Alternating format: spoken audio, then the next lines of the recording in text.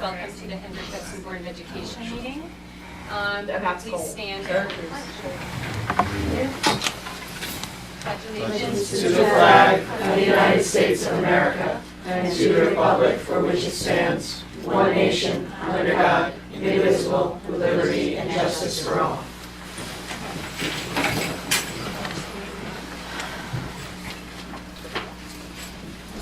Can I have a motion to approve our agenda? All in favor? Is there anything that anybody would like to pull from the consent agenda?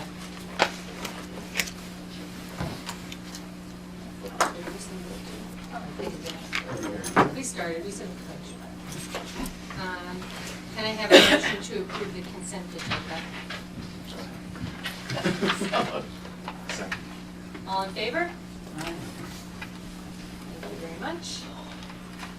So now we are up to items removed from the consent agenda. We have 2 donations tonight. The first donation is from an employee of New York Life, who made a very generous donation of $740. Thank you very much. And the second donation is a donation by HHCEF for $723.43 for the high school and the Buchanan Brooklyn Elementary School, which will be purchasing playground stencils and supplies. And the high school is purchasing books for a class read, so thank you very much to the HHCEF. And I have a motion to approve those donations. Always someone. All in favor? Aye. Thank you very much. That brings us to our first audience comments section. Just to refresh your memory, if you would like to speak, please sign in with Ms. Galante. That way, if you need some information afterwards, it'll be easier for us to get back to you. Each speaker is permitted 3 minutes for their comments and must be recognized by the board president. All comments must be directed to the board president. The board will listen to comments and input, but will not necessarily debate or discuss items. Operational matters will be directed to the school administration for handling. The board is not permitted to address personnel or individual student matters in open session, and the board will reserve the right to limit repetitive comments in order to give time for others wishing to speak. Is there anybody who would like to make comments this evening? Okay. Next on the agenda is the superintendent's report. Okay, we have a number of presentations, so I'll be quick and then I'll turn it over to our team for some updates. Wanted to celebrate and congratulate Pam Lowe. Pam Lowe is one of our high schoolers, a high school senior. She was named Player of the Year for volleyball, not just by Section 1 coaches, but by the New York State Coaches Association. That is a very, very big deal. Pam will be playing Division I volleyball next year. I'm sure Mr. Baker will mention that in his budget presentation, but that's an outstanding accomplishment for one of our student athletes. The governor's budget came out last week. Some of the highlights in terms of Hendrick Hudson is an additional $10 million deposit to the electric cessation fund. That is a fancy fund. It's a grant that the governor's office controls through one of the branches of the executive office. This cessation fund will help us mitigate big tax increases as Indian Point begins its closure process and as the pilot payments for Indian Point start to reduce. $10 million is a lot of money, and as we have said to our lawmakers, Sandy Galiff and Pete Harcum, our new state senator, that's a good start, but $10 million isn't going to fix this issue for us that we're going to be dealing with over the next 10 years. 2 years ago, in the executive budget, after Indian Point announced its closure, the budget agreement that was finalized included $10 million in the cessation fund. Last year, an additional $24 million was included in the cessation fund, and so $10 million for the upcoming fiscal year, as I said, is a good starting point, but is not adequate. So we've begun our letter writing campaign to Assemblywoman Galiff and Pete Harcum We have a Indian Point Task Force meeting tomorrow where we'll continue to talk about this and to press our local officials for moving that $10 million marker a little bit north, or a lot north. It is the end of the semester at the high school, which means we are at the halfway point of our school year, if you can imagine that. So we have some kids taking Regents exams or midterms, or for half-year courses, final exams, and we will quickly turn the page to the second half of our year. So if you thought Labor Day weekend was just yesterday, we will be having commencement ceremonies in a very short period of time as well. Also, regarding Indian Point, Don Dwyer. Don Dwyer is a parent of ours, a former PTA co-president. He has been our real estate guru. We've been meeting and interviewing and publishing that interview with Don Dwyer for the last year and a half, talking about the housing market, talking about what impact statistically Indian Point has had on the value of our homes, the housing market, number of homes for sale, duration on market, so on and so forth. I interviewed him last Friday. We put that up on our website, so if you haven't listened to it yet, please do. He is a wealth of knowledge. He brings so many spreadsheets and so much information, but is able to cut through all of it. What remains is that the last 12 months in our school district, all 5 different zip codes, the last 12 months, the housing market in the last 12 months in our school district has been the hottest it's been in the last 10 years. And that's good news, especially coming on the heels of Indian Point's announced closure. So give that a listen. It's about 18 minutes, but full of a lot of information. And I'll start with Margaret. We'll go down the line for some updates on their end. Sure. So probably the biggest initiative this year is the presence of AIS math at the elementary schools. We have that in full swing. We are hoping next year, I'll talk to you more about this in the budget presentation at the end of February, to add some staffing to that. Right now, we have one fabulous young lady who is stretched across the 3 buildings. She's doing a great job, and we are pulling together a program that will mirror the reading program in terms of entry and exit criteria. But for now, we're very pleased with the way we've gotten it off the ground, and we're looking forward to giving her some colleagues to work with next year. Behind that, Belair Haviland, who does Enrichment for All in the 3 elementary schools and Horizons, has shifted the enrichment program to completely focus on STEAM activities, and that has been wildly successful with the kids. We talked a little bit about Seal of Biliteracy the last time that we met. I'll update you on that at the budget presentation. And probably lastly, I would say that we have some really nice additions to the elementary library program. So we formally added Typing Pal, a program that has always been looking for a home, and thankfully it has landed there, and also a tremendous amount of coding and, I'll say, elementary robotics, if you will. At the middle school, we are moving writing workshop up to the middle school ELA teachers, having lots of conversations about that. Also preparing at all 3 levels for content area teams, so really asking teachers to commit to that department meeting, if you will, because we can't really have every player, so they'll pick and choose one person to represent social studies, one person for ELA, but we are getting very close to the time when the K-12 conversations are becoming really important, so we're working on that.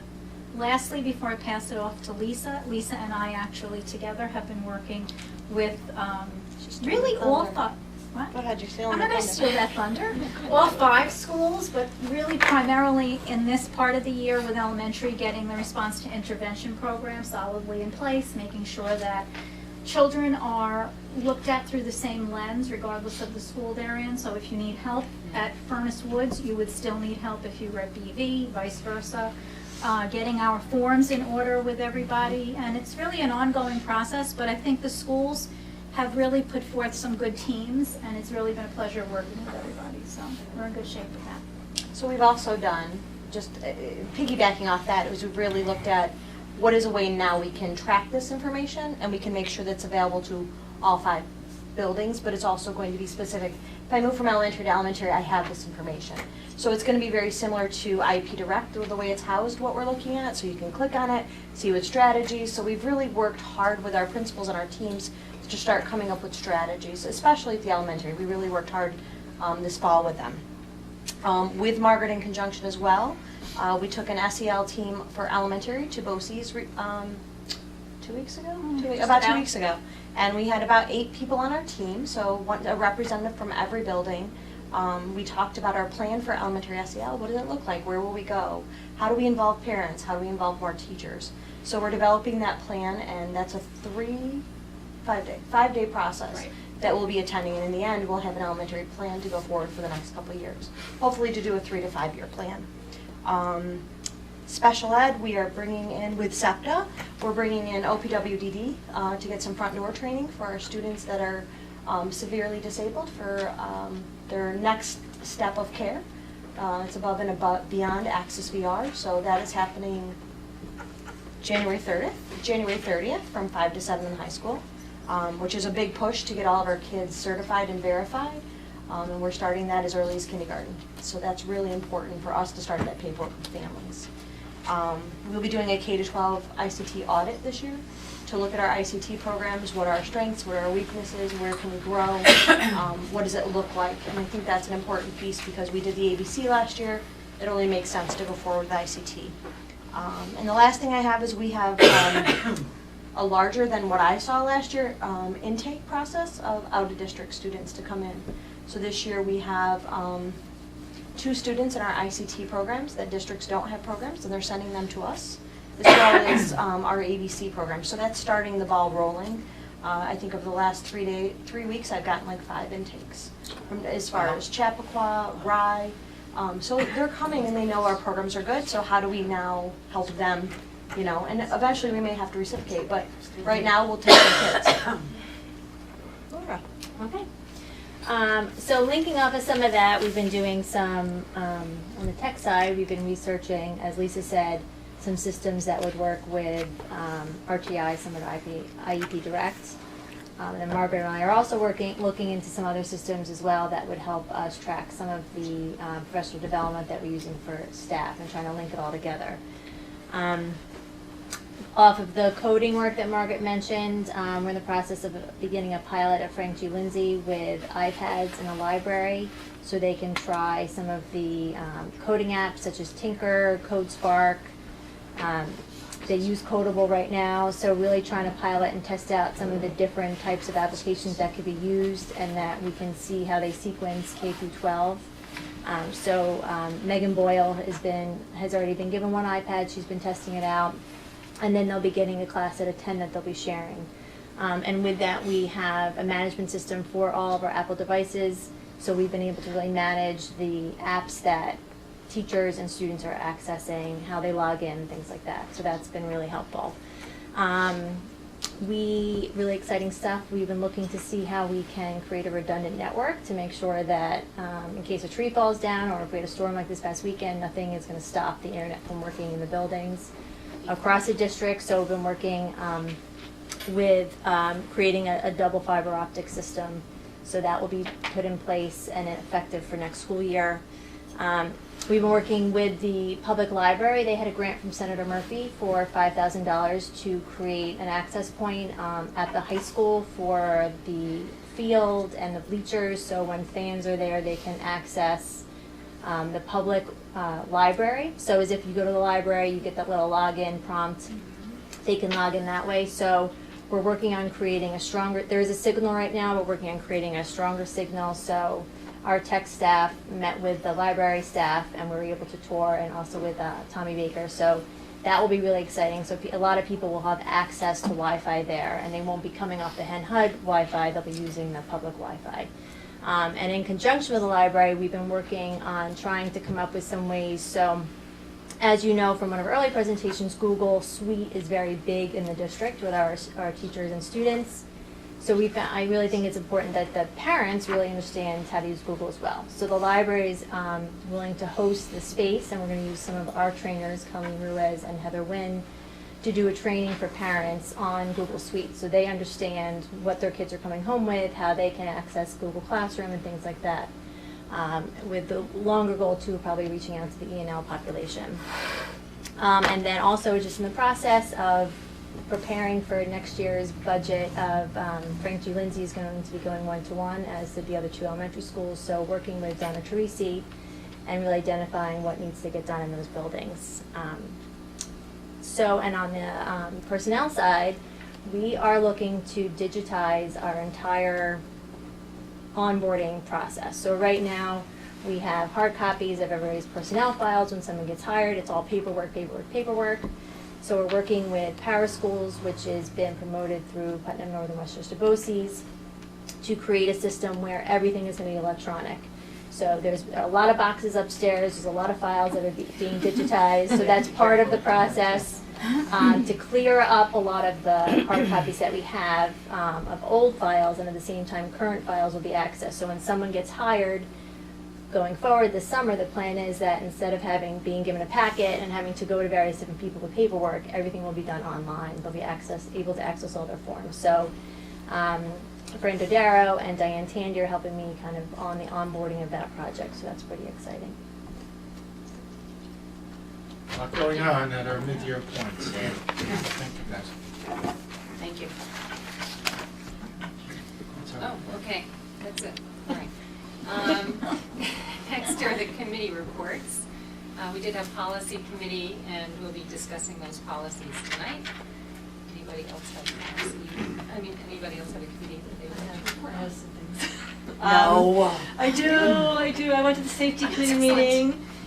We discussed the status of the bond project, and the high school is currently working on a frequently asked questions for students regarding safety, which will be really nice to have that come out for the students, I think.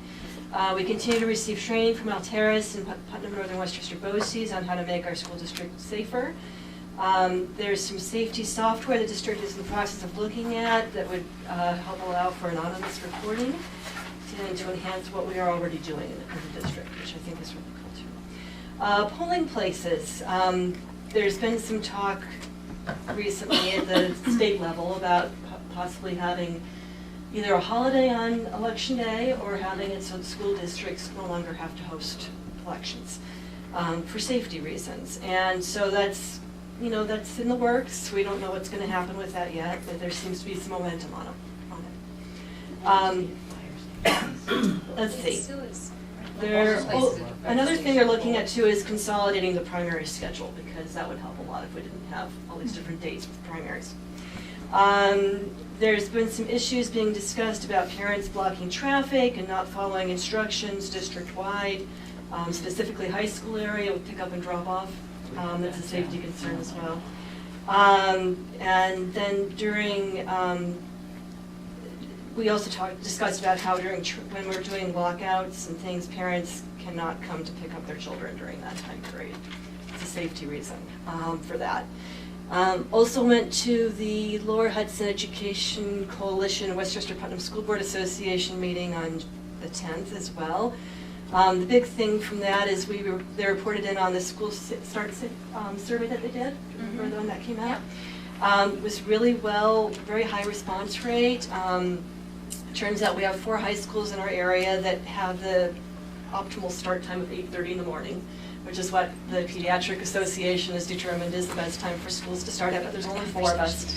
65% reported having discussed moving the high school start time. 14 have actually made a change to a later time, but not the 8:30. So 81% of us wanted to learn more about it, and so the conversation is going to be continuing. But there's definitely interest in our area about doing this, so they're going to keep talking about it. Us too, we've spoken about it a Yeah, lot. oh, yeah.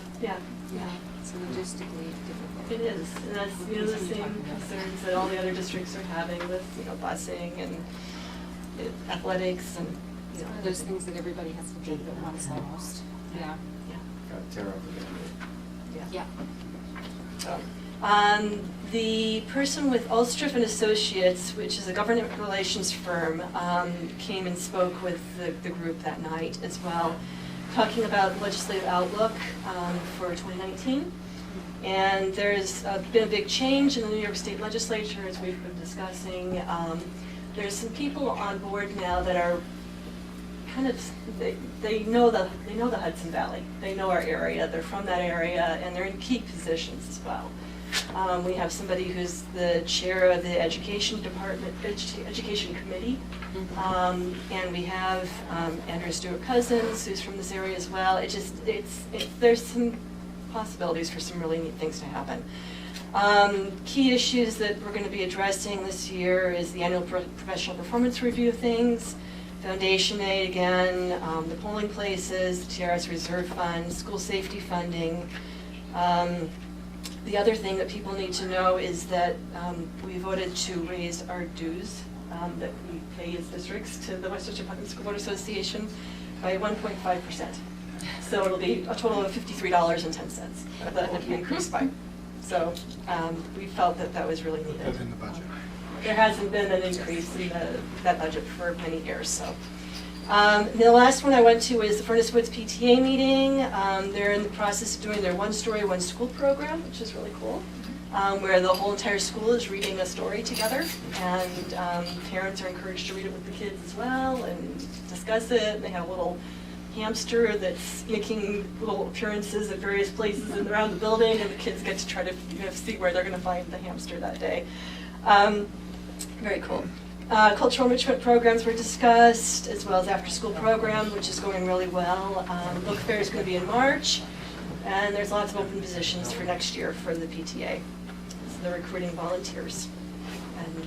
And that's it. Thank you. That was No more? a lot. No more. That's it.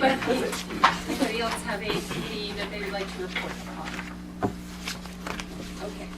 So we're up to our presentations and discussions, and I assume I'm going to do first. Yeah, so Mr. Mackin is with us, our high school principal, and Brad Fredman, who is many things, phys ed teacher, coach, and also the advisor to the peer leadership program. So I'll invite Mr. Mackin up to kick us off on tonight's presentation.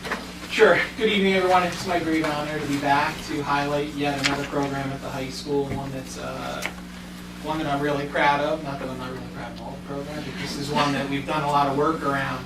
About 7 or 8 years ago, Joe, myself, and a few administrators visited Nashville. We had an opportunity to visit the Nashville school system in Tennessee. And when we went to visit each of the schools, we were greeted by groups of students, and they were introducing themselves as the ambassadors of their district. And it was just something that really struck me about the visit, how impressive these young people were. And I said, we need to look at our peer leadership program. On the flight back, Dan Callahan and I were talking about we need to look at our peer leadership program and kind of revamp it and say, listen, these are our kids. We want them to promote our school. We want them to be out there serving the community. And we were able to make a leadership change, and Brad had come on around that time. We had long discussions about what our vision was for peer leadership and our young people that wanted to have this experience. And I think it's been a tremendous evolution from what it was to what it is now and to where we're going to end up, I think. So tonight what you're going to see is an overview of the program and the wonderful things that they've been doing. And I'm going to sit down now. I'm going to ask Brad to come up and let him do his thing with Gabby. Gabby says she's nervous, but she's fine. So I stood in front of these people a lot. They're fine. They're gonna eat up everything you have to say. So You like Mr. Mack, Gab, just yell at us. Yeah, not yet. We're gonna talk about the driving later. I'll yell. Yeah. Well, thank you so much, Mr. Yes, Mack, you're welcome. and thanks for being willing to listen to what it is we do. It's nice to sort of brag about my students like Gabby. And as he said, it's an ongoing evolution. This class, it's organic. Every year we add things. We put a lot of weight on our students' shoulders because they can handle it. And I'll get into what it is we do and where we're going because it's exciting. So this was a couple of years ago. Generally, when we're wearing these, means it's the ice cream social, and we meet all the ninth graders before they come in and give them a tour and talk to them about school. So just so you know, there's two other students that would be here right now. One is at the county center cheerleading, and one is teaching dance. And I've had trouble getting coverage. So, but anyway, I have the. I don't mean to brag, but I have who I think are the most inspiring kids in the high school setting. As my daughter and my son are now in middle school, all I can hope is that they aspire to be like what we have. How do we choose our students. It's tough. It's literally going for a job interview. And it's gotten, every year it gets more rigorous because the standards just keep going up. So you got a minimum GPA, I believe it was 85 last year. Behavioral guidelines, you have to be clean. You have to write an essay, you have to get 2 recommendation letters, one from a current peer leader, one from a teacher or a staff member. Then you have to do an icebreaker in front of the current class. And a lot of students do take the class because they want to get better at public speaking. So we realize that putting them in front of the group might not be their strength, but we just want you to try. And then talk. And then the class actually democratically does have a feedback sheet for each kid. We get a certain number, and you have to have this much percentage of approval from the current class to be accepted. And I mean, I'm telling you, out of the 80 that tried last year, and we have to sort of, we have to cut down the numbers because our icebreakers took like a month. Honestly, every one of those kids was great. So it's gotten stronger and stronger each year. So here's our job description. First of all, we mentor the freshmen and life in school. Yeah, it's just basically getting them more acclimated to a high school setting and getting them, they need help with classes, or if they just don't feel like they have anybody to talk to, we really are there for them in that aspect of everything. There's been a lot of that this year. There's Yeah. been a lot more, just like needing someone, as a peer. So, guidance counselors will reach out to me routinely, other teachers. Our tutoring is off the charts, like I don't know how many, it's at least 40. Well, there were 40 last year, but we have experts in every field, and then we have kids that just know time management. We have athletes that know how to budget their time better. We have kids that are getting bullied, kids that, I just came to this district, I don't have a friend, so my guys will come into my phys ed classes. And one of the great things, Mr. Mackin and Mr. Baker were able to change it starting last year, where I only teach the 9th grade. So it just gives me more of an opportunity to bring my guys into my class now. It's not trying to piece together throughout the day, there's 1 freshman in this gym class, there's 4 in this. Because generally we take them out during phys ed, but now we're coming in more often. So I'm actually having peer leaders that change their phys ed so they can be with me almost every day with the 9th grade. And that's how you build rapport. And that's the big thing about this, is building enough rapport and trust where when a kid really does have a problem, they're going to open up. And we've seen that happen a lot this year. And that's the first line of defense. And, so that's been really another good addition to our program, is me having the freshman class and some fabulous pickleball players like Allison Abraham. She took 4th in our class tournament, by the way. Stunning. Insanely talented. I don't even know what All right, sorry. I'll talk for a while. All right, this is where Gabby, okay. So my background is working with kids with autism. I spent 10 years or so at a school for autism. I was athletic music director, I wore a million hats. And the teacher who's in that program at the high school, she and I worked together for almost 10 years. She's a wizard. So now that we're back together, we've built this sort of camaraderie between my program and hers. And that's where Gabby comes into play. I'm in there every single day, every period that I can. I went to Fredman, I think, my sophomore year because I've always had like an interest in working with that population. I was like, can you get me in there? I want to be with them. So I'm with them every day. I help out where I can, or I'll take a step back, and even just sitting there, I learn a lot from the teachers. I am going to go to college for special education teaching, and Good for you. it's changed my life in more ways than one, and love the kids, the staff, everything. It's amazing. She is like another teacher. And so we've had a couple students sort of blaze that trail. 2 years ago, I do a tennis camp for our same population. And right now, I know I wrote it up there, I have 11 peer leader alumni studying either education or special education in the last 2 years. And then there's more coming. And it's just sort of, that's what it's become in ways. And the fact, and Miss Field, her door's open. So if you want to learn, I mean, I have students hanging their jackets in here. They're like their employees. Every free second of the day, they are in their work. So Gabby's the next one. She has the torch now. She's going to pass it to the next one. So it's amazing for our community that program is so integral to what we do. You see them having lunch with our guys. It's just brought everything closer. I'm sure. All right, so here's some photos. There we are in phys ed. There's Ramona, of course, that Christina, within a year of working here, has a therapy dog, which has, I mean, Change their lives. yep. And then, so we're building, I believe, some pasta marshmallow structures down bottom right. Thanksgiving, they invite our whole class in. And So, they do all of that prep work Yeah. themselves. The teachers kind of take a step back and they'll guide them to where they need, what they need to do, but they do all that prep work, the cooking, everything. Like, it's they amazing. do a lot themselves. So, I mean, this is the real stuff. So they're in there. We are part, I don't know, this whole thing. Okay, so this is the first student that kind of turned that classroom into a job for herself every free period, Jessica. So she's at one of the great colleges in the country. I also attended it, but she is majoring in special ed. She's doing a 5-year program. And Jessica just wanted to talk for less than a minute about her experience. Hi, I'm Jess, and I'm a sophomore at Penn State, Mr. Fredman's alma mater, in a 5-year master's program studying special education.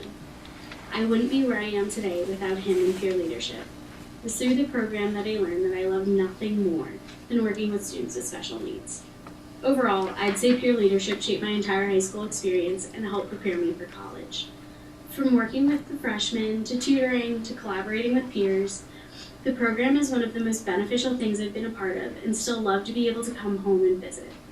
Mr. Fredman goes above and beyond for all of his students, and I believe the program has had an incredibly positive impact on the school and the community as a whole. All right, so that's Jess. She was just talking. How much you pay her? She's amazing. I do owe her. So that's the sailor sort of aspect of it. Sorry, community relations, what we do. I think it's really crucial to be in the community scene.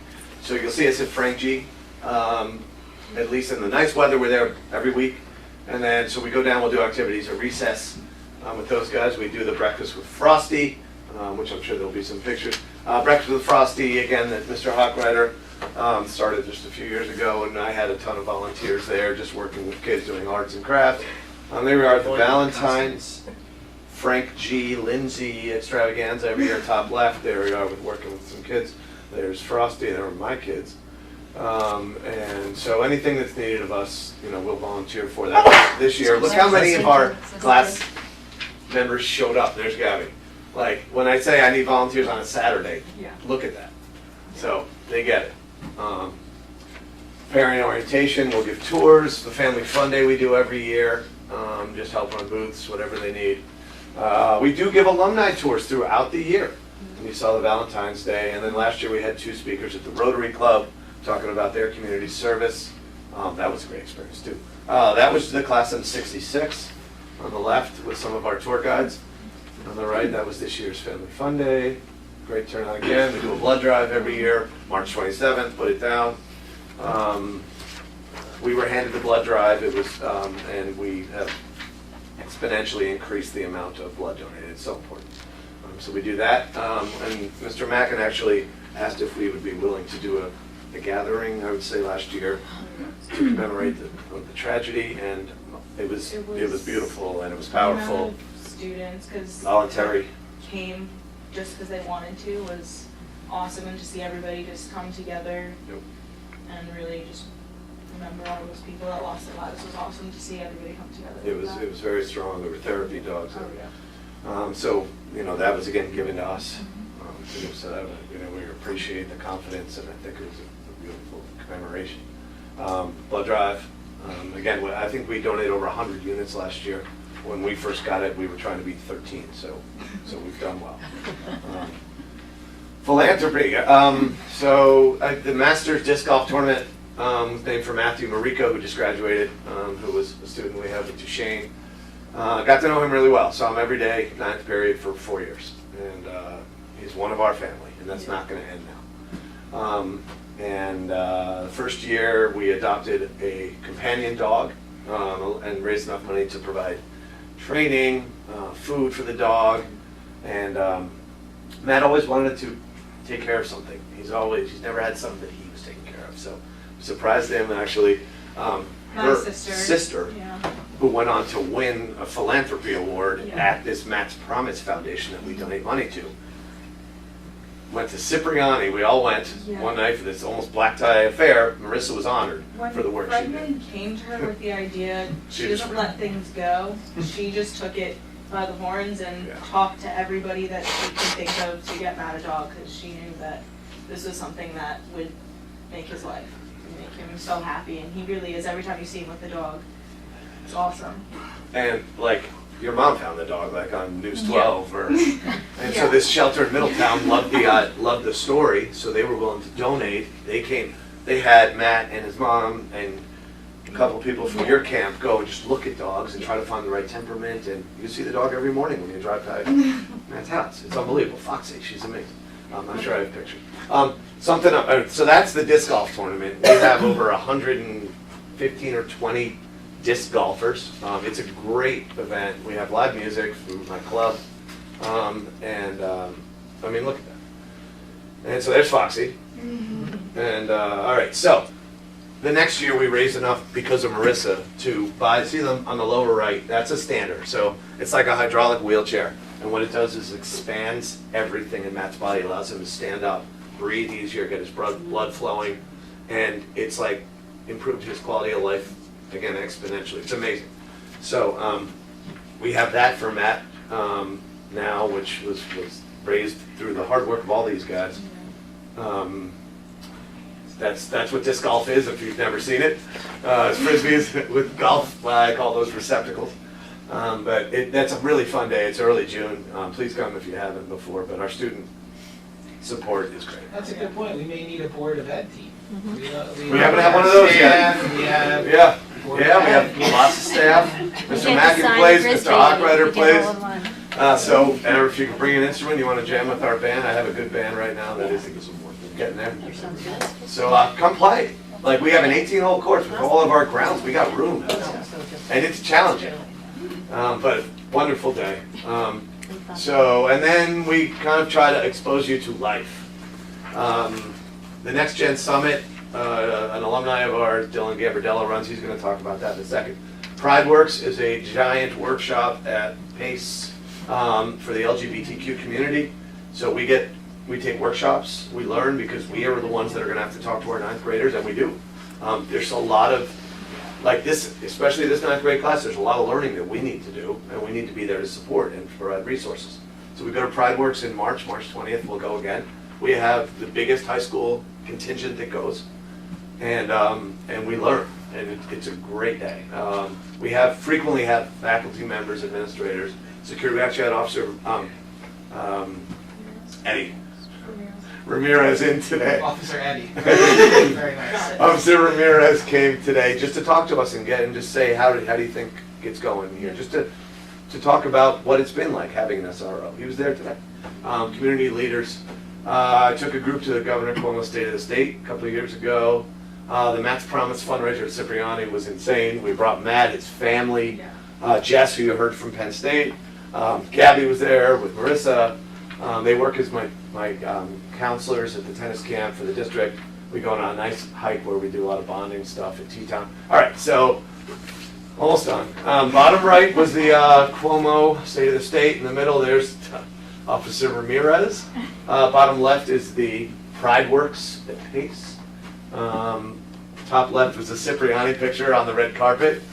There we had a couple students. We had Josh Spitz, Matt's whole family, Marissa's family. Yeah, so Marissa was actually, and Gabby, Marissa was called out in front of that whole place and had to give a speech and accept this philanthropic award. It was amazing. And then top right, Mr. Mackin and I took them to the city. We've gone now for 3 years, and they hear from young entrepreneurs. I'll actually let Dylan talk about that. This is Dylan Gambardella. He just graduated from Duke. This is the latter one, right? Hi everybody, I'm Bardella, and I'm a proud Hendrick Hudson alumni, class of 2014. And currently, I am the co-founder and CEO of NextGen. NextGen is a business hub where we bring together the connection, collaboration, mentorship, and education that early stage entrepreneurs need to succeed. When you're a first-time founder, it's pretty tough out there, and so we try to make that road a little bit easier. And over the past few years, it's been an absolute pleasure to involve additional Hendrick Hudson High School students from the peer leadership program in our events. Through the mentorship of their leader, Brad Fredman, and Principal Mackin, and other amazing teachers from Hendrick Hudson High School, we have had the opportunity to engage with them and to throw them right into our events where they have thrived and led discussions and investigations and topics alongside the founder of Rotten Tomatoes and the CEO of Model Sporting Goods. And right there is a sophomore, junior, senior from HenHud. It makes me truly proud to watch how they handle themselves with class and dignity and truly represent the best of what Hendrick Hudson offers. And I hope that we have the opportunity at Next Gen to welcome many, many more Hendrick Hudson High School students and alumni in the future. And I'd be proud to engage in the high school in any way possible to make it the best place that it can possibly be. Thank you for the opportunity, and I look forward to seeing everybody soon. Take care. All right, so that's Dylan. Started at the Again, one of our, yeah, he's amazing. He's the next Bill Gates. And he's going to build me my retractable dome over the tennis Or at least pay for it. So, as you can see, that in a nutshell, that's we do a lot of different things. I really do try to expose them to real life events. Devin and Gabby, the other Gabby, we're going to speak as well. But you've heard from this Gabby about the Taylor program, and she's going to study in school.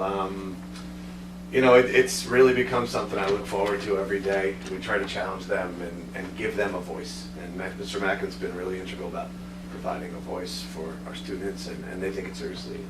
And it's just, I love coming to work. So I think that is it. That's our mic. So, any questions? Thank you so much. Does anybody have questions?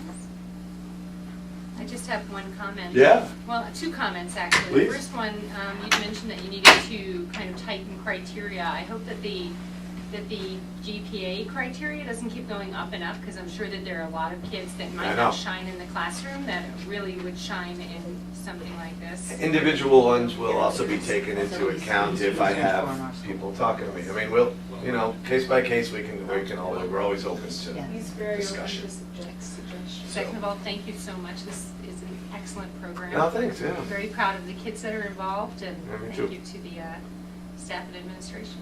Yeah, all right. Indeed. Thanks for listening. It's important to have these programs and celebrate them and share them with the community, because our profession over the last decade plus has become so politicized and so focused on outcomes and quantifying education and you know, how much money we spend per pupil for the outcomes that the county or the state or the country is receiving. But these are the programs and these are the opportunities for kids that aren't in newspapers, they're not on school report cards, but they're foundational to making sure that the high school is a top 100 high school, and that recognized by Project Lead the Way, or the fantastic colleges and universities kids are going to, and the internships they have, and just how involved they are. So, you know, when we get to the point of the year where everything is being shared in newspapers and politicians are telling us what we should be doing with our money, just remember this presentation and programs like it, because there's a lot more to what we do than just test scores. And that's really why last board meeting we handed out a new infographic that tells our story beyond just outcomes. Outcomes are important, and we're not saying that they're not, but our kids and our staff are engaged in so many outstanding opportunities that we have to make sure those are as front and center as a third grade test score or as a graduation rate. So I'm glad Brad and his team was able to pull this together, because they are, whenever I need something, I can go to Mr. Mackin and go to Brad, and he's able to find kids to represent our district to the most top-notch capability. So Well, it's, what I'd like to point out, honestly, and this kudos to Mr. Mackin, this program is new. I mean, we've always had peer leadership, but this the way it looks now is entirely different than it looked 5 years ago. And it's dramatically different. And I know this was Mr. Mackin realizing that there was that there was a need to revamp the program and to turn it into something more than it could, more than it was, and and I think he was smart enough to, see Brad Frederman as the resource that he is to be the man to run with this one. Well, I think, hiring is so critical, we talk about it all the time. But I think And hire between the the right two- people. and he's- Between the two of you, I think you figured out exactly what the formula was, and whether it's still evolving or whatever it sounds like it is, but I think it's, thank you, because I do think it's a tremendous thing. It's that I know my oldest one didn't have such a opportunity, and it was evolving as Connor was, my middle one was there. So I think it's, and I know that a lot of the kids that have done it, it really has impacted their lives, so thank you. Okay, we move on to our first of many budget presentations that we will be receiving. So Mr. Baker is here, our Director of Phys Ed and Athletics, to share with you the projected athletic department budget for 2019-20 school year. All right, thank you, and thanks for having me tonight. Tough act to follow there with the peer leadership. You're not I connect with kidding. everybody's thoughts. They're a phenomenal program, and as Mr. Hochreiter said, whenever I do need something myself, and Mr. Fredman touched base on it, kids that struggling academically and might on the non-eligibility list, there's a pool of kids that are willing to come instantly and take care of things from the peer leadership. So I echo the great program that we have there too. So tonight I'm here to present my budget for all of you, and thank you for all the support over the past years. We continue to do great things. So I wanted to. Turn it around. Oh, I got to turn it around. Sorry. Some of the stuff that we've continued to do very well here, I wanted to highlight that in the beginning here for you. We continue to have a high participation rate. This year we're at 57%, and we stay very consistent there in the high 50s to low 60s. So we continue to be very popular amongst our 7th through 12th graders. Our GPA continues to be higher than the non-athlete. We kind of hover right around 3 to 4 points in the GPA. The New York State Scholar Athlete Team, something I've been talking about for years. Within the last year, New York State Public High School Athletic Association has increased the standards for these and made it much more difficult to become a scholar athlete team. In the past, we've been at about 90% of our teams. We're still about 75-80% even with the higher standards. So our kids are truly student athletes. In the Westchester County Con Edison Weekly Scholarship Athlete, I've said this every year, we're up there in the top 5 in the history of this sport in terms of garnering winners. We had one this year. Mr. Hochreiter said earlier, Pam Lowe won it for us earlier in the year. She'll be going off to Rider University to continue her career. This year we've already had league champions, we've had sectional champions. Our volleyball team won the sectional championship this past fall, state qualifiers in some of the individual sports. Already in the winter, we have the #1 ranked diver, and I know I will be going to see him Friday in his first qualifying meet in Yanni Schotman, and that'll be his first chance to qualify for the states, where last year he placed in the top 10, where he was only one of only 2 kids who were not seniors in the top 10 in all of New York State. So, and I'm sure Coach Bailey will like to say that she has some state qualifiers along the way in our track and field, and whether it be winter and spring. But we continue to have a lot of success on and off the court there. Off the court, you can see below, a lot of the kids come all the time. Teams come. They like to raise money and bring these to the charities. We've donated money to breast cancer, Friends of Jacqueline, Children's Diabetes, mental health awareness basketball games are upcoming next weekend with addiction awareness there. St. Jude Hospital with our cheerleaders. So we continue to do great things off the court as well. Am I backwards again? Oh, there we go. Continue with that. We have our staff appreciation games. We do them all the time. Our kids would do these all the time if they wanted to. They enjoy saying thank you to the staff members of our district. We did them last week for some of our winter teams, so they continue to be a very popular event amongst our varsity athletes. Like I said, they come to me saying, when can we do more of these again? Our sportsmanship promotion, we've had posters throughout the district connecting our younger athletes and our youth leagues in the community with some of our varsity athletes with a positive slogan on the posters. We recently revisited them. We had 2 more sports. That posters are actually being delivered tomorrow with our ice hockey team and cheerleaders. So we're trying to spread the wealth there in terms of what posters we see throughout the district. The alumni connection continues to be strong. We have our Hall of Fame induction weekend, alumni games. One of the things that's happening more and more with this alumni connection, if you haven't been to our Hall of Fame area, we've kind of revamped it in the last since September, I'll say. We've turned some of our display cases into kind of museums of Hendrick Hudson memorabilia. And many of our alumni, going back into the 50s, come to us with some of the stuff that they have that is so sentimental and means so much to them in their lives, and they want to display it somewhere. I put it there. I've given families credit.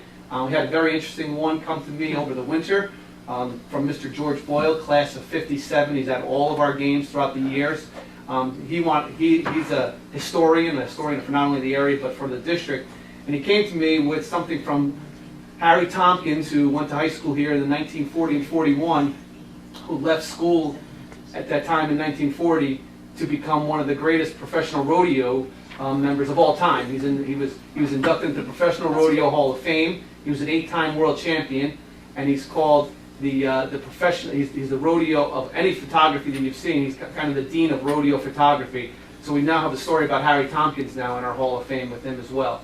So that's happened over the years with that, and I think it's kind of a really neat thing. And some of our physical education class the other day, I was with Mr. Fredman in his class, and his 9th graders were really taking a look at some of the stuff. So there's some good things there if you haven't had a chance to see it yet.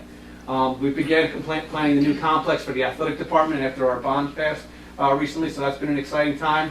The refurbishing of the Hall of Fame area is what I had just mentioned, touch base with you there in terms of the memorabilia we've been collecting. So the good stuff that we do here in terms of promoting our athletes and our student athletes in the district has been recognized as some of the better programs in the area, and I was approached to do a presentation in March at the State Athletic Director Conference on the positive public relations that we do here. So we are recognized at the state level in terms of some of the programs that we offer here, so that's nice to see for us. In terms of the nuts and bolts here, so this is as comprehensive as you can be for the athletic department in terms of from everything from the top to bottom in terms of what it takes to run and cost the athletic department.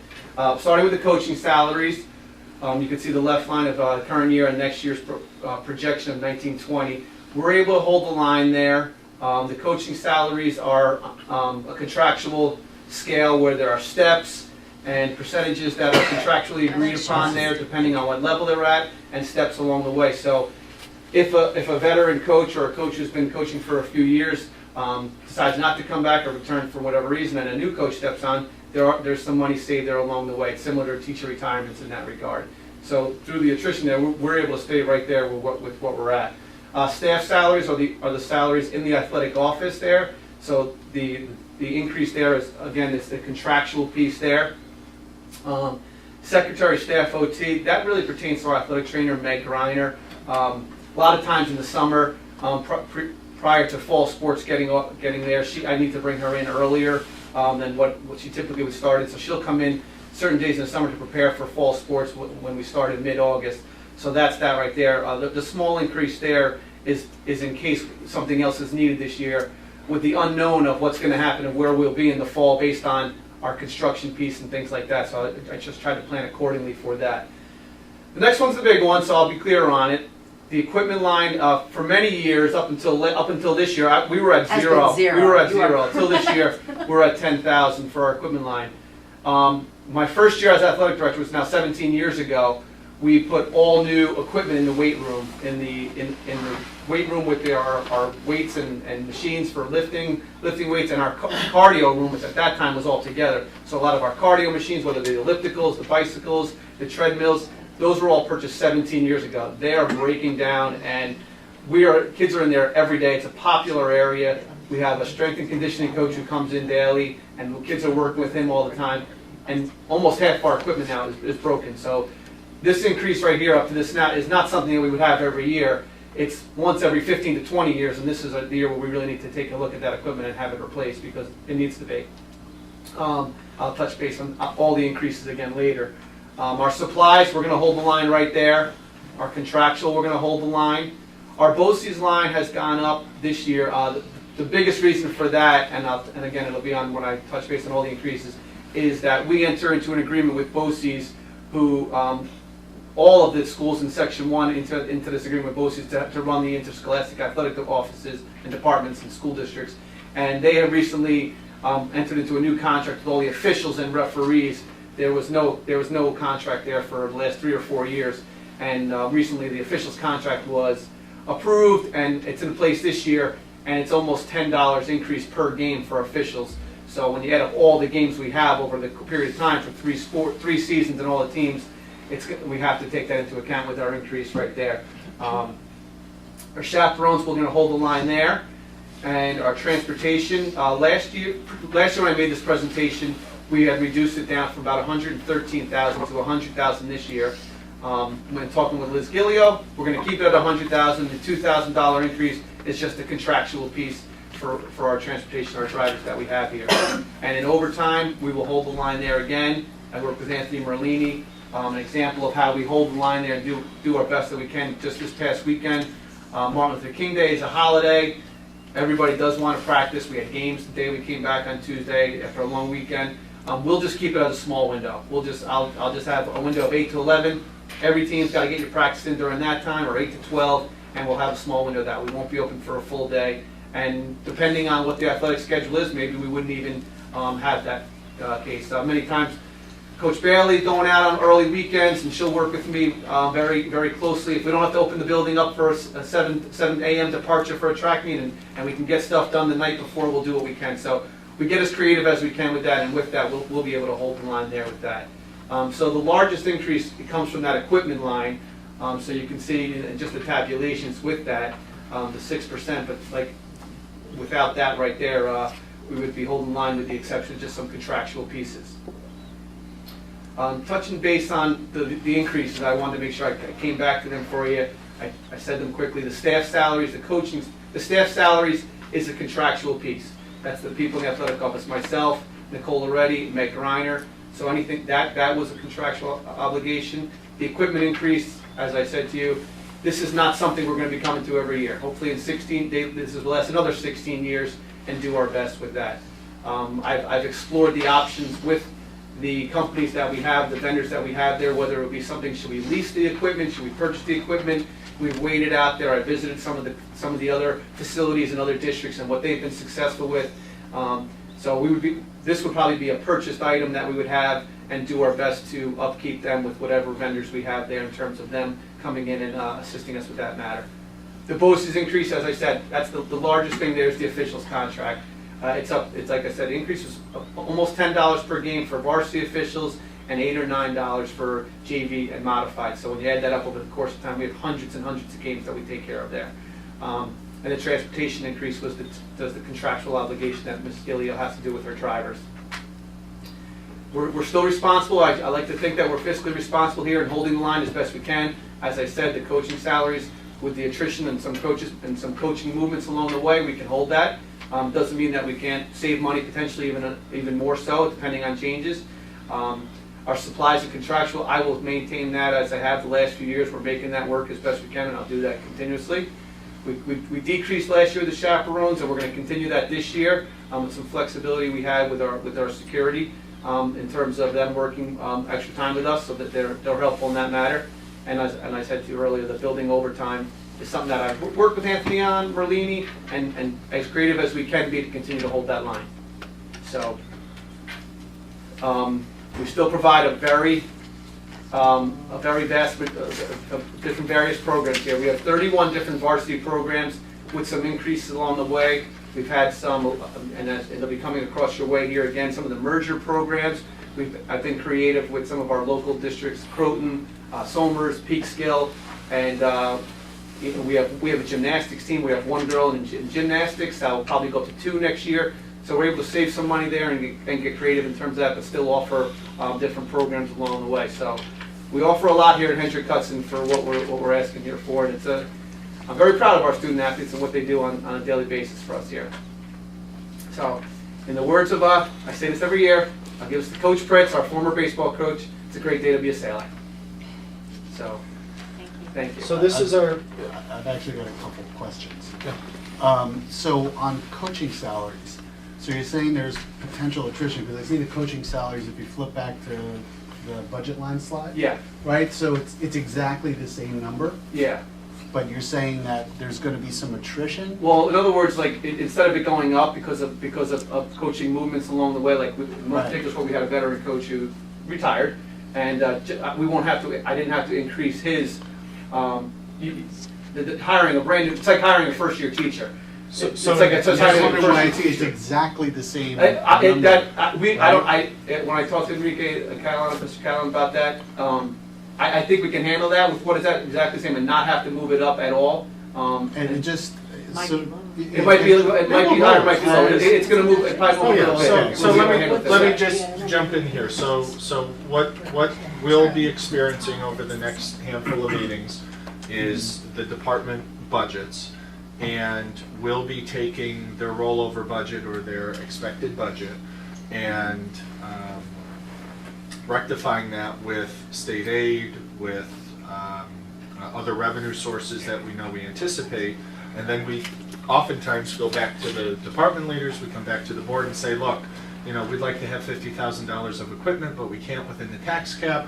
We're gonna ask Tom to make some reductions, or Lisa in special ed to the extent she can, or Margaret, or you name it. So what you'll hear is the sort of first blush of the budgets, and then we'll get inside of them once we have a better idea of other revenue. Because right now, we know nothing. So essentially, you I just, think he just used that it's a number. and say placeholder. it's exactly. We won't, Right, there won't so be an it's not- increase at all. If anything, it would go down, I would suspect. Okay, Because so for this coaching is- salaries, you might be It's supposed at to a represent particular zero or- percentage, and you'll be at step 1, step 2. There's steps along the way. And a varsity Yeah, so- coach might be 8% at one thing. At step 12, a brand new coach might be 8% at So step we- 1. we haven't also really don't know done the season to analysis. season Who's coaching? Coaches are Yeah, so assigned. the postings so comes out. out. are still forthcoming. So you may get a brand new coach who's at step 1 versus step 13, so you will we realize. won't have an the increase at all. so you're hoping to keep it. Yeah, we will not have an Yeah, increase. these Yeah, are, most of so it. anything with staff salaries are projections. For example, in the last day of January, we will know how many teachers are retiring. We can calculate, we have a base calculation for a teacher retire versus our trend of hiring a new teacher, what that delta is. And we budget that delta for every teacher. Now, it changes because one year we needed a particular science teacher at the high school with certain credentials. We had to pay more than what we budgeted for, but we were able to save in other areas. So Right. it's just a projection because our budget is going to be done, and this is sort of the bizarre thing of New York State. Our budget oftentimes is done before the state has allocated their state aid to us. So we're locking in our budget in April because we have to give people 30 days notice, and we're hoping that the state does what our assumptions suggest that they're going to do. So there's always wiggle room. Yeah, and our coaching postings are just starting now for the fall, and then the winter and spring will be in April. So, yeah, that's it's a projection, but I can't see us being increased at all. Okay, good. The other question I had was around security. So assuming we're gonna have additional security at all the events, does that go into this budget around chaperones and overtime, or is that a separate budget? So what's accounted for a number of years ago, the board at the time asked Tom to account for security and transportation for athletic events and to pull that out of the transportation budget and pull it out of the general salary budget. So what Tom has done is given a projection for chaperones at the athletic events only. That number has gone down, I want to say it was 60,000 one year, because what Jim and Tom have done is they've put the security guys, certain security guys on split shifts. So while some come at 7 and leave at 2, others may come at 1 and not leave until 8. So their regular day that we're paying them for picks up the end of the day dismissal and gets into the 4 o'clock volleyball game, the 6 o'clock soccer game, without dipping into the chaperone pay bucket to pay a teacher to come back. So are we going to be increasing security at these events? Or we're saying it's going to be status quo from last year? I thought the discussion was we'd have additional security this year at the events, which would equate to higher costs. How we're achieving that through the capital project is we're going to actually be able to close off parts of the high school, for example. We'll be able to say, if you're coming to an event at the high school, to a basketball game, don't expect to walk in any of the front doors like you used to. Those will be shut and locked. Corridors in the high school will be shut and locked, and you're going to have to walk around you have to walk around to the dome or, you know, to where the football stands are. So part of the savings in terms of not having more bodies is going to be the physical ability for us to close off certain hallways that we can't right now. You go to a concert, you mentioned middle school concert, you know, you go to the auditorium, but you could end up other places, same sort of scenario through the renovation of the school. So but you know, in my understanding with the renovation, it's not going to be done until 2020, 2021. Some of the safety stuff will be done over the summer. It will be done over the Yeah. summer. Okay. So for example, if you went to okay. a volleyball game or to a basketball game, we have some equipment we use to close off hallways, and we have some of the security personnel manning those hallways. You can have one guy sit at the tee and sort of watch all three of them. That's not our best use of them. And so when we do the renovations to the building, those guys can be back in watching the event, crowd control, making sure, you know, people get to the bus and back safely. Right. There's also a lot of analysis that goes into what staff we put on for what. Yeah. You know, a modified game doesn't always need as much security staff potentially as a varsity, you know. Friday night varsity basketball Friday game. night We'll so have- we'll be believe it or not, we'll be there's a back lot of there. analysis there about, you know, if you go to Tom's office, Nicole and Tom are constantly talking, how many do we need on this game, that game? Yeah. And, you know, again, across the section, Tom does a really good job of making sure our events are secure. And we'll send some to away games at times. I'll know that if, you know, if we're playing at a particular game, whether maybe a neighboring district, for a Croton, for a Friday night basketball game, I have to send security, just as I would hope that they would do the same and reciprocate to us with that matter. So I'm always in communication with my peers and athletic directors in terms of, do you foresee a large student body come to you? If you were at our sectional championship volleyball game, I had set down 4 or 5 that day in anticipation of quite a large crowd, and our student body came out in full force, and they fully earned their money that day because we were as excited as it could be as fans. But they were great, they were in control, and they followed direction. But we needed people there. And you can blow through your chaperone budget real quick by teams making it to the postseason. The basketball team last year, volleyball team habitually, they played a game last year in the fall of 2017 at Panis High School, and we had 200 of our kids there and a handful of our security guys. Same thing at Pace University. The volleyball played over at John Jay. Yeah, that was packed, So yep. this number doesn't seem low to you for chaperones and overtime? I mean, you're the experts. No, and it's So I'm also just based asking on the analysis question. over the last number of years. So, you know, our guess of what we'll spend next year is a trend of what we have spent.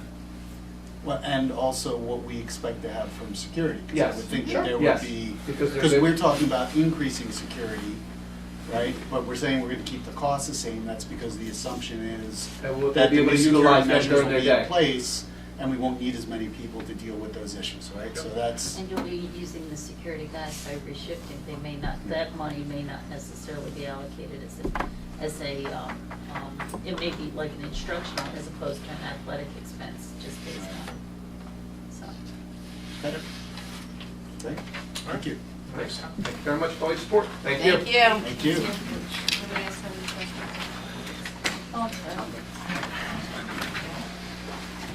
Thank you very much. Thank you. Thank you. Next on our agenda are some policy readings.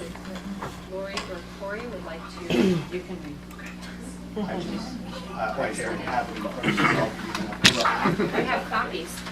If I can. Well, hopefully somebody will interrupt that. Allocation of space for special education programs. The Board of Education recognizes. Move to waive further reading. Did you want to let him go for a little while? Thank you I very think much. you're reading the next two, right? Meal charge policy. One. Wait, we have to discuss the first one. Oh. Okay. Okay, so the first one, the committee met. It's a revision. So Lisa Schuckman has been working with our attorneys at Keenan Bean on a number of special ed policies that either need to be revised or should be revised. The board entertained and made revisions to a slew of special ed related policies earlier in the fall. This is sort of a next set of policies, although it's just one. The reason we'd like the board to entertain this now is because we're in our budget season and the policy calls for an analysis of space in conjunction with financial planning, that kind of thing. So these additions and adjustments have been made based on the recommendation of not only state or appropriate state or federal law, but our attorneys. I don't know if you want to give any other highlight to this? There's really not a lot to change in this. Before, you would actually have to submit something to the commissioner. Now you don't. It's just annually while we're looking at our budget, we look at our space if we are renting to BOCES or if we have the opportunity to open to BOCES, if we have space. Because that is part of the least restrictive environment, is having some of the BOCES classes within our district, which we have in the middle school. So this is basically just telling us that as we get to the budget cycle, that we need to look at our space. Are we okay? Is there anything we should look at? And to make sure that we're just complying with the regulation and offering space, because BOCES do struggle right now for space. I actually met with one of the supervisors of the program this morning with the middle school principal and the school counselor, just to talk about what will it look like next year. It's going to look a little different because we need more space for our special ed programs versus giving them the larger spaces. So we've already started having those conversations. So it's time. We can because it's a, First reading revision. yeah, because it's a revision. twice, but With the revisions also? But it's up to you. You can if it's a revision, do it, as opposed to a verb. Can I have a motion to pass this policy as written? So, As Second. revised, I should say. All in favor? Aye. Thank you. I'll be here for seven. The only kid like to do Now? Next policy is policy 5701, meal charge policy. Meal charge policy. 1, purpose. The goal of the Hendrick Hudson School District is to provide student access to nutritious, no, or low-cost meals. I'm gonna be here all night. Each Okay, school whatever Bill day, says, that's what I'm saying. and to Move to waive ensure further reading of that a policy pupil- 5701. Thank you. You're up just a minute. Hold back right now. Okay, so every so often, every 3 to 5 years, the New York State Education Department audits school lunch programs in schools because we are supplemented by state money and we're supplemented by federal money. And our auditor from the state recommended that we adopt this policy as written, which is the state model policy. This policy, compared to our existing policy, has much more breadth and depth. It gives way more information because what the state wanted to do was not leave it up to school districts to include this information in regulations behind the policy, but to approve it, approve everything all together. So, what the state had said to Claire Carey is to say, here's the model state policy, send it to your Board of Education and approve it, but this is what schools have to follow if you participate in the school lunch program. And we participate in the school lunch program. So this is one of those, I won't say unfunded mandate because we actually receive money for a school lunch program, but it's one of those mandated policies that we have to have from the State Education Department. And the new part is the minimizing student distress. Anybody have any questions about this policy?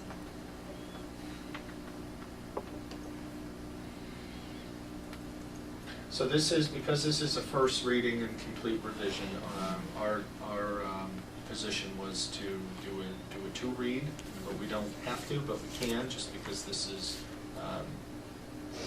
not a new policy specifically, but there's a whole lot of more content here the state's asking for. This So, one's already been approved by the state. yeah. So we can, You guys want to do a second read next time? Yes. Yes. Okay. I'd like to have a chance to look through it. All right. Moving on to a new policy, first reading, policy 9120, conflict of interest. Corey, do you want to give some background on this policy? yeah, I can do it. So this was a policy the committee. We got a Corey to read it, right? Oh, Well, yeah. You want to give background? I'll first? give Sure. background and then we'll have you read for a little bit. We have been talking about a policy like this ever since we entertained the capital project.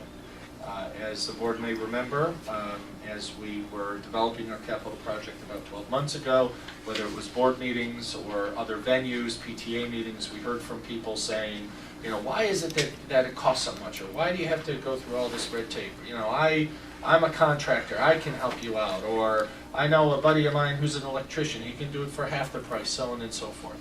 We wanted to have a more robust policy separate from conflict of interest policy regarding school board members and staff. We wanted it to include other personnel. So as we get into the process of contracting the work of the capital project, and through the bid process and interviewing and awarding bids, the committee thought we should have a much clearer conflict of interest policy in terms of outside vendors as well. And so this is not a required policy, it's a recommended policy by NYSBA. The required policy regarding this we already have. So this is just a belt and suspenders approach, but this is a new policy. Okay, Corey, Okay. you wanna? Conflict of interest. Note, a conflict of interest arises in situations where an officer or employee of a school district is in a position to benefit personally from a decision he or she may make on behalf. To waive further reading of policy 9120. You're like my best friend. The ladies are helping you. I know. Any questions Just or like everything. comments on this policy? This came directly from NYSBA. This conversation the policy committee had around Thanksgiving, and one of the great things about our school boards association, as you call them, and they have a whole repertoire of policies, and so this is verbatim from school boards association.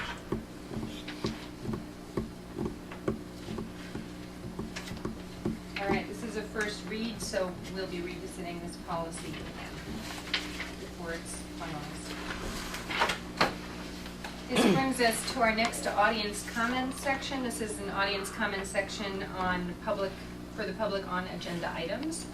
Does anybody have any input or like to speak? Please sign in with Ms. Palante and Oh, here, I'm sorry. It must have fallen into my. Real quick.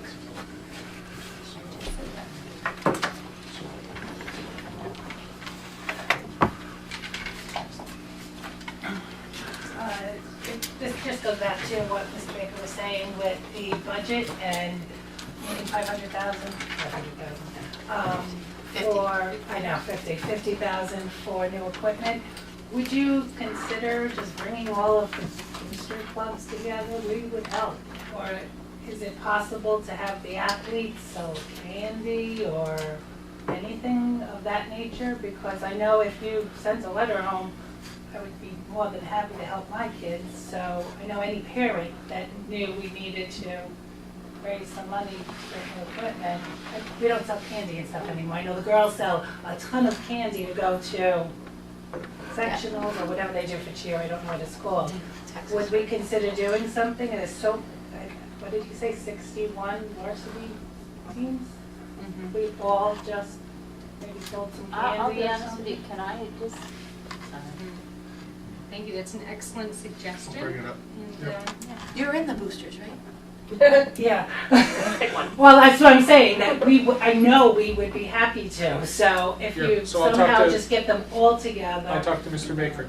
And on that same note, there's a couple that don't have boosters, like basketball just relies on alumni, but if you needed a booster club, I know parents would be more than happy to get together to raise money for equipment, so, I mean, Thank you. we all want the same, so yes, just, if you ask us to, we'll do it. Okay, thank you. You're welcome. Good suggestion. We'll do that, we'll follow up with the finance committee. Okay, thanks. All right. My paper, okay. Anybody have new business?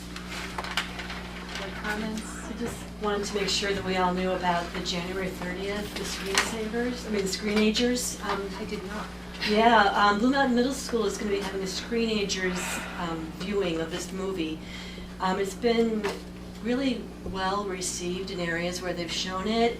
It's for parents and kids. They're recommending the kids be 10 years old or older, from my understanding. But it's, you know, it's a screening of this movie. It's about an hour and 15 minutes or so.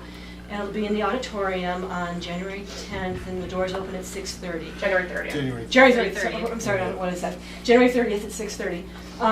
And so it's an award-winning film that it delves into the struggles that families have with, you know, screen time and violent, you know, video games and all that kind of stuff, and how we can work better with our kids to know what we really should be allowing into our homes and how we can control that a little bit and work with them to make better choices. Sounds like something I should go to. Sorry, you went down. Anybody else? Go Pats? I don't know. Can I read another policy? Will that be okay? You want to read another policy? Can I read another policy? No, it's Save it not for on the next time, agenda. next It was time. not. All right. Okay. Next time you get to read All it. right. Then I have a motion to adjourn the meeting. So moved. Second. All in favor? Aye. Aye. That's fine. Thank you very much. Our next meeting will be on February 13th. We have